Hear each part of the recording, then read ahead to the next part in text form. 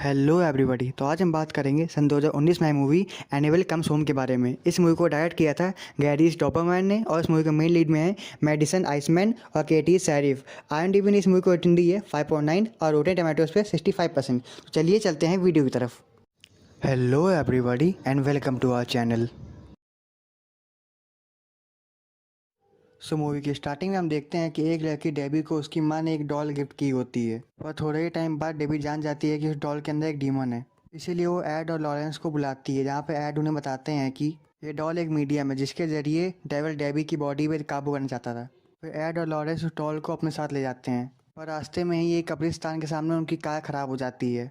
Lawrence को वहाँ पे काफ़ी सारी आत्माएं भी दिखाई देती हैं, और जब एड कार को ठीक कर रहा होता है तभी उस पर एक डीमन अटैक कर देता है और उसे ट्रक के नीचे फेंक देता है, पर एड किसी तरीके से अपनी जान बचाता है। तब ये लोग जान जाते हैं कि एनाबेल किसी भी आत्मा को अपनी तरफ आकर्षित कर सकती है और उन्हें यूज़ भी कर सकती है। उसके बाद ये लोग उस डॉल को अपने घर ले आते हैं और फिर उसे एक रूम में ले जाते हैं, जहाँ पर काफ़ी सारा भूतिया सामान और कर्स सब्सटेंस रखे होते हैं। वह उस डॉल को एक चेयर पे रख देते हैं, पर एनाबेल की पावर इतनी ज़्यादा होती है कि पूरे घर में पैरानॉर्मल चीज़ें होने लगती हैं। इसलिए वो लोग फादर की हेल्प से उस एनाबेल डॉल को एक कांच की अलमारी में रख देते हैं और उसे लॉक कर देते हैं। फिर हम एक साल बाद एड और लॉरेंस की बेटी को देखते हैं, जो कि एक न्यूज़पेपर में अपने पेरेंट्स का दिया हुआ आर्टिकल पढ़ रही होती है, जिसमें दिया होता है कि ये दोनों फेक हैं और ये केवल पैसों के लिए ये ऐसा काम करते हैं। उसी दिन एड और लॉरेंस को अपना एक नया केस इन्वेस्टिगेट करने के लिए कहीं बाहर जाना था, इसलिए वो एक लड़की मैरी को एज अ बेबी सिटर बुला लेते हैं ताकि वो जूडी का ध्यान रख सके। उसी दिन जूडी को स्कूल में कुछ बच्चे परेशान करते हैं फॉर हिज पेरेंट्स, और उसे वहाँ पे एक गोश्त भी दिखाई दे रहा था जो कि उसे हर जगह फॉलो कर रहा था, क्योंकि जूडी के पास भी सेम अपनी माँ लॉरेन जैसी ही पावर है। वो भी आत्माओं को देख और महसूस कर सकती है। फिर मैरी अपनी एक फ्रेंड के साथ एक सुपरमार्केट में जाती है, क्योंकि आज जूडी का बर्थडे होता है, उसे जूडी के बर्थडे के लिए केक बनाना होता है। यहाँ पे हम जान पाते हैं कि वो शॉपकीपर बॉब मैरी को काफ़ी पसंद करता है, और यहाँ पर डैनियाना किसी तरीके से वॉरेंस के घर में जाना चाहती थी, पर मैरी उसे इनवाइट नहीं करती है। और फिर मैरी जूडी को स्कूल से ले आती है और केक बनाना स्टार्ट कर देती है। और यहाँ पे डैनियाना भी आ जाती है। वो जूडी के लिए एक गिफ्ट लाई होती है ताकि वह उसे घर से बाहर ना निकाले। फिर वो किसी तरीके से मैरी और जूडी को घर से बाहर भेज देती है। वो घर में कोई चीज़ ढूंढने लगती है, तभी उसे एक चाबी मिल जाती है। वो एड और लॉरेंस के उस रूम को खोल देती है जहाँ पे एनाबेल डॉल रखी होती है। और यहाँ पे हम जान पाते हैं कि डैनियाना का असली प्लान तो अपने मरे हुए डैड की आत्मा से कम्युनिकेट करना था, और इसीलिए वो लॉरेंस के घर में आना चाहती थी। डैनियाना वहाँ की हर एक चीज़ को टच करती है और अपने फादर की आत्मा से कम्युनिकेट करने की कोशिश करती है, पर वो कामयाब नहीं होती है। फिर वो एनाबेल डॉल को देखती है और उसके पास आकर उसका कांच का लॉकर खो देती है। तभी फायर अलार्म्स की आवाज़ आती है, क्योंकि जूडी का केक जलने लगता है, और डैनियाना जल्दी से उस रूम से बाहर आ जाती है बिना एनाबेल को लॉक किए। तभी वॉरेंस के घर की डोर बेल की आवाज़ आती है, और जब मैडी उसे चेक करती है तो वो पाती है कि वहाँ पे एक लड़की होती है जो कि कहती है कि उसे एनाबेल डॉल के साथ खेलना है। और तभी वो गायब हो जाती है, जिससे मैडी काफ़ी डर जाती है। अगली सीन में हम देखते हैं कि डैनियाना को अपने डैड की स्पिरिट दिखाई दे जाती है और वो उनके पीछे पीछे घर के अंदर आ जाती है, और जूडी भी उसे फॉलो करती है। और तभी उसे एक रूम में एनाबेल डॉल मिल जाती है, और जब जूडी रूम के अंदर जाती है तो वहाँ पे एक नोट पड़ा मिलता है जिसमें मिस मी लिखा होता है।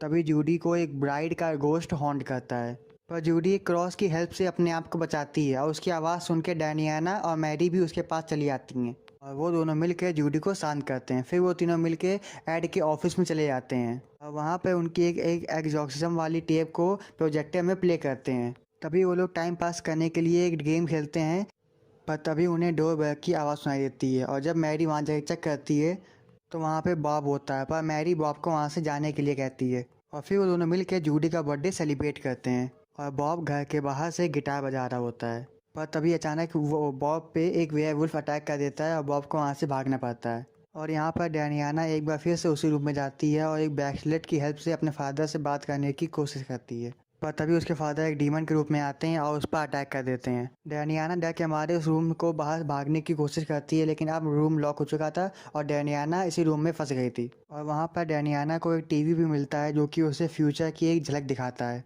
कि अब आगे उसके साथ क्या होने वाला है। और यहाँ पे मैरी के ऊपर भी एक डीमन अटैक कर देता है और उसको मारने की कोशिश करता है, पर मैरी किसी तरीके से अपनी जान को बचा लेती है। और यहाँ जूडी को अपने रूम में एनाबेल डॉल मिलती है जो कि उसे हॉन्ट करती है और उस पर अटैक करती है, पर एंड टाइम पे मैरी वहाँ पे आ जाती है और उसे बचा लेती है। और जब वो लॉरेंस को कॉल करती है तो फ़ोन से किसी डीमन की आवाज़ सुनाई देती है, और फिर वो दोनों उसी रूम में जाकर डैनियाना को भी बचाते हैं। पर इस बीच मैरी की तबीयत काफ़ी ख़राब हो जाती है क्योंकि वो अस्थमा की मरीज़ थी। और फिर डैनियाना और जूडी बाहर कार से उसकी मेडिसिन लाने के लिए चले जाते हैं।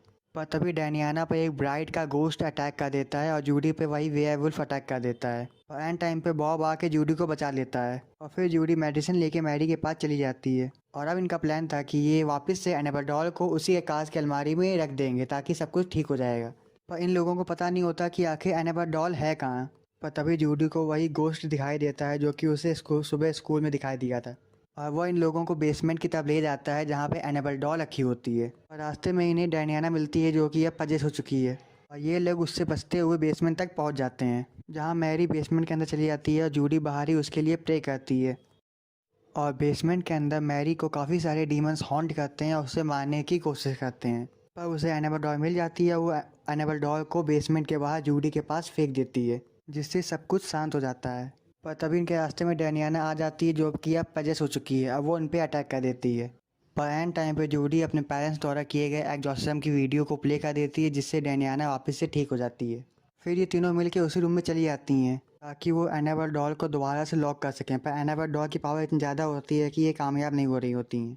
और वहाँ पे काफ़ी सारे डीमंस इन्हें हॉन्ट कर रहे थे। पर आखिरी में ये लोग उसी एनाबेल को लॉक करने में कामयाब हो जाते हैं जिससे सब कुछ ठीक हो जाता है। और तभी बॉब भी वहाँ पे आ जाता है। जूडी मैरी को बताती है कि बॉब ने बाहर उसकी काफ़ी हेल्प की थी जिससे मैरी बॉब से इम्प्रेस हो जाती है। फिर वो चारों रात भर साथ में ही होते हैं जिससे और कोई प्रॉब्लम ना हो। फिर अगले दिन जूडी अपने पेरेंट्स को सब कुछ बता देती है और उसके पेरेंट्स उसके सभी दोस्तों के साथ मिलकर डेबी का बर्थडे सेलिब्रेट करते हैं। मूवी के एंड में हम लॉरेंस और डैनियाना को बात करते हुए देखते हैं जिससे हमें पता चलता है कि डैनियाना इसलिए अपने फादर से बात करना चाहती थी क्योंकि उसे लगता था कि उसके फादर के एक्सीडेंट की जिम्मेदार वो खुद है। पर लॉरेंस उसे बताती है कि हमने तुम्हारे डैड की आत्मा से बात की थी और वो एक्सीडेंट तुम्हारी वजह से नहीं हुआ था। तो अगर ये वीडियो आपको अच्छी लगी है तो वीडियो को लाइक कीजिए, शेयर कीजिए, चैनल पर नए हैं तो उसको सब्सक्राइब कर लीजिए। हम आपसे फिर मिलेंगे किसी नई वीडियो में।